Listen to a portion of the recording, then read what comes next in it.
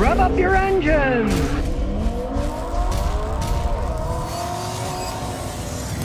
Joel Manje says, tell us what you know about the new Toyota Tundra 2022. What do you know? All right. Well, they're not out yet, but they're going to come out soon. They say they're going to have a hybrid version.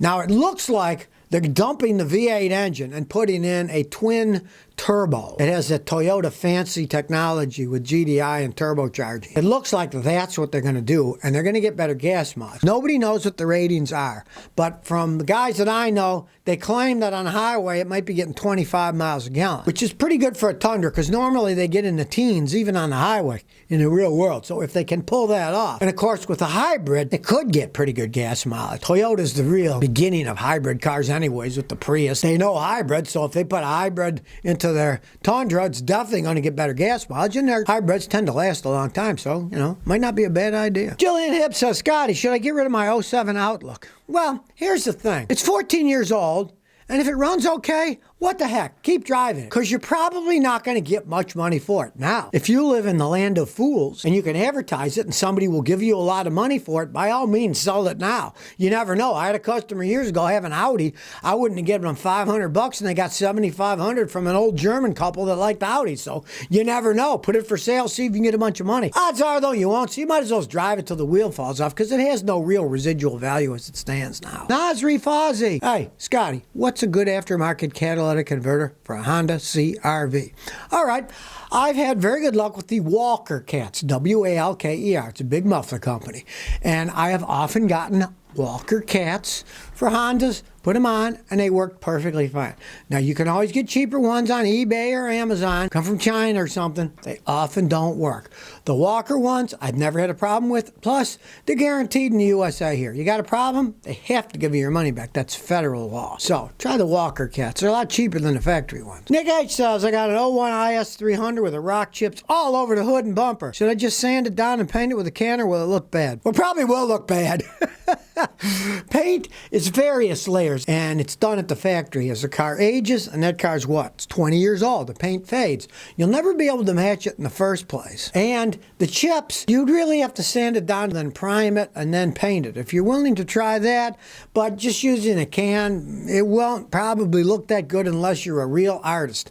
If you know anyone, try an airbrush guy. Maybe they can airbrush and fix it quite well. You never know. I've seen airbrush guys airbrush stuff pretty well. You still have to sand it down and everything, but a good airbrush guy, I tried it. I'm no good at it. Leave it to a pro who knows how to airbrush. Dangerous Diedrich says, I got a 1983 Ford F-150. I've been working on it for a while. What do you think about these trucks and the 300 inline six? All right. Those were great trucks. The inline six 300, that engine is so strong. Not that much horsepower, but a lot of torque. They actually put that engine in dump trucks. Yes, I'm not making this up. Dump trucks.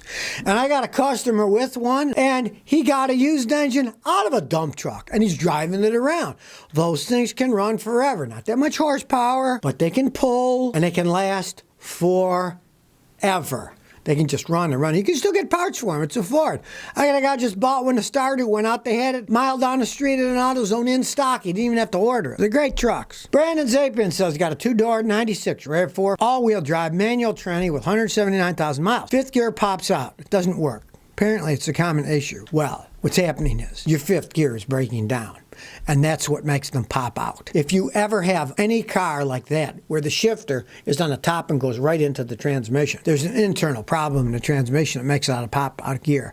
You put something in a gear, you step on a gas and it pops out, or you put it in and it immediately pops out, you have a problem with fifth gear. Now, it costs a fortune to rebuild those things, but they don't break all that much. If you want to gamble, you could try a used transmission, or if you know good manual transmission guys, and there's few and far between anymore that know how to fix manual transmissions, go right ahead and see if they can rebuild it. They are rebuildable, but they're very complex inside. I took one apart once because a customer got a junkyard one. I put it in and it worked, so I thought, what the heck? I'll take his broke one apart. I did.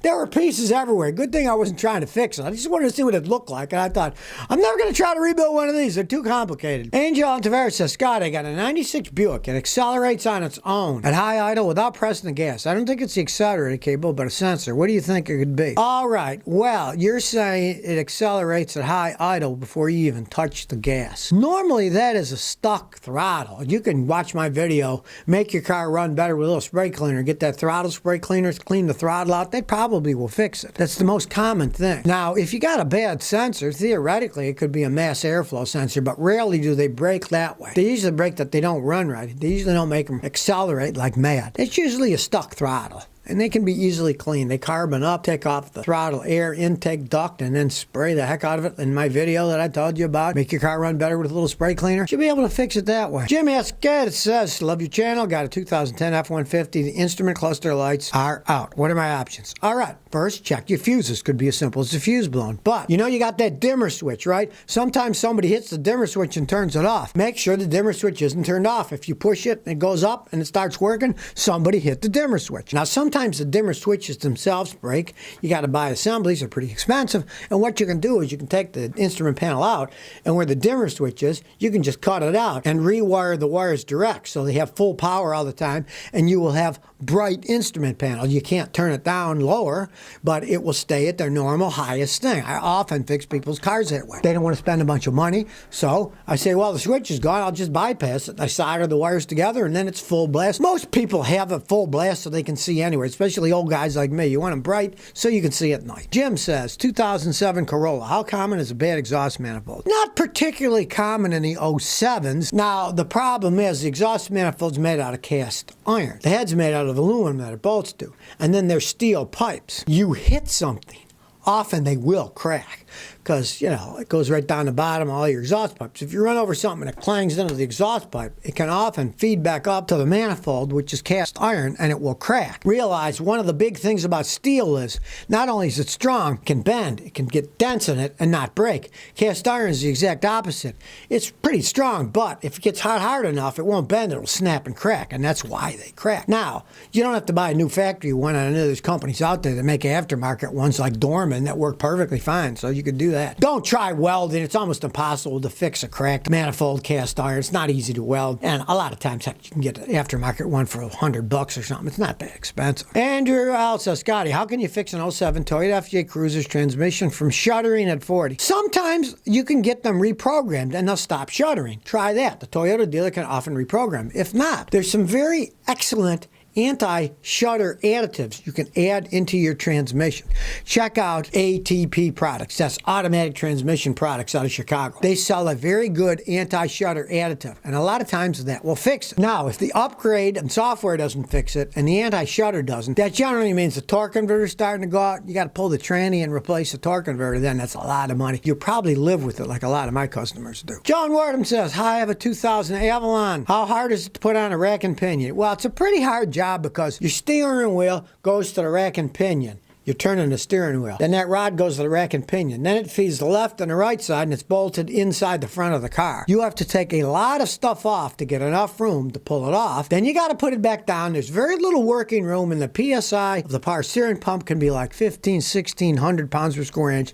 You got to get those fittings on right or they'll leak. And then it doesn't matter how smart you are, even myself, you're going to have to go to a front end alignment shop, and they're going to have to realign the front end because you got to set the toe in and toe out for where it turns back and forth. Each of the outer tie rods are rods with threads on them. They're very adjustable, and you can't do it yourself. You could look and guess, but to do it right, you'll have to pay an alignment job. It's not an easy job. It can be done with regular hand tools if you're very patient, but you're eventually going to have to pay a front-end mechanic to realign it when you're done. And a lot of guys don't want to work on a car that somebody else worked on. They said, well, you didn't come to me to do the big work. I'm not going to do the small work. So a lot of times it's hard to find somebody to do it. Try here says, what do you think of an '08 Ford Expedition and if taken care of? How long do the trannies generally last? All right. Generally, anywhere from 160 to 200 is kind of the average on those things. I've seen them with 220 before they broke. They eventually break, but Ford actually has a very good exchange program that if your transmission breaks, you give them your old one and they send you a factory remanufactured one, and then they can often last another 100-something thousand miles. So don't throw the baby away with the bathwater if the transmission goes out. But I would advise using a factory reman transmission rather than having one of these rebuild shops try to rebuild yours, because they often do a crappy job where the factories always do a good job remanufacturing. Carlos Rodriguez says, do I need a maintainer for my car battery if it sits for 3 days and gets weak? It's an 08 IS Lexus 250. Well, you shouldn't only 3 days. Let it sit 3, 4, 5 days. If it starts up, who cares? Now, if it doesn't, you've got too much to drain, and you can pay a mechanic like myself $140 an hour to trace it all down. But really, you could just get a maintainer and plug it in at night or disconnect the negative terminal if it's going to sit for a week and bypass the whole system that way. You don't have to spend a lot of money. So if you never want to miss another one of my new car repair videos, remember to ring that bell.